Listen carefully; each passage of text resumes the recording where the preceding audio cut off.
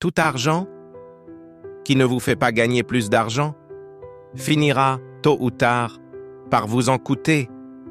C'est une vérité que peu acceptent, parce qu'elle dérange, parce qu'elle remet en question nos habitudes, notre peur, notre confort. Tu vois, la plupart des gens croient qu'économiser, c'est gagner, qu'il faut cacher son argent, le garder au chaud, le protéger du risque. Mais la vérité, c'est que l'argent qui dort meurt. L'inflation le grignote, les opportunités passent, et la peur, elle, grandit. J'ai connu un homme. Il avait travaillé 20 ans dans la même entreprise. Chaque mois, il mettait un peu de côté.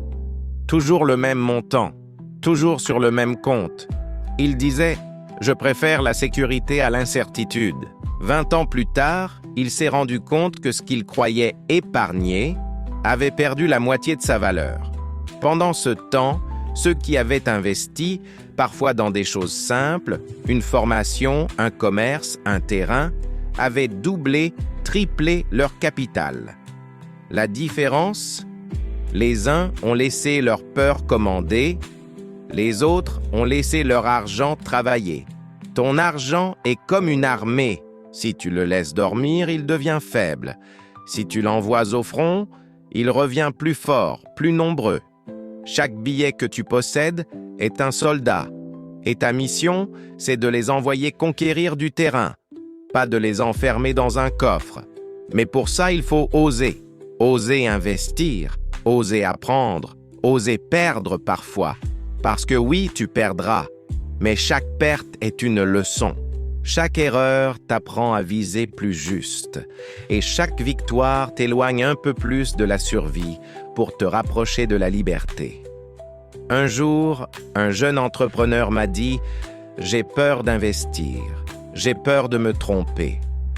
Je lui ai répondu « Et tu n'as pas peur de rester au même point toute ta vie ?» Il a ri, nerveusement. Puis il a lancé sa première boutique en ligne avec 500 €.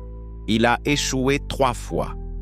La 4e, il a trouvé le bon produit. 3 ans plus tard, il avait quitté son travail. Aujourd'hui, il forme d'autres jeunes à faire la même chose. Ce n'est pas le talent qui l'a sauvé. C'est le courage d'utiliser son argent pour apprendre, pas pour s'endormir. L'argent n'aime pas la peur. Il fuit les mains qui tremblent. Il cherche les esprits audacieux, ceux qui savent le faire circuler intelligemment. Pas dans les dépenses inutiles, mais dans la croissance, la compétence, la création. Chaque fois que tu investis dans ta formation, dans un outil, dans une idée, tu augmentes ta valeur. Et quand ta valeur augmente, ton argent suit. Mais si tu préfères dépenser pour impressionner les autres, ou garder ton argent dans une banque qui te donne 0,5% d'intérêt, pendant que l'inflation t'en prend 6, alors tu payes, sans même t'en rendre compte. Pose-toi la question, combien de fois as-tu dit « je n'ai pas les moyens » alors que tu avais simplement peur de bouger? Tu veux apprendre à investir?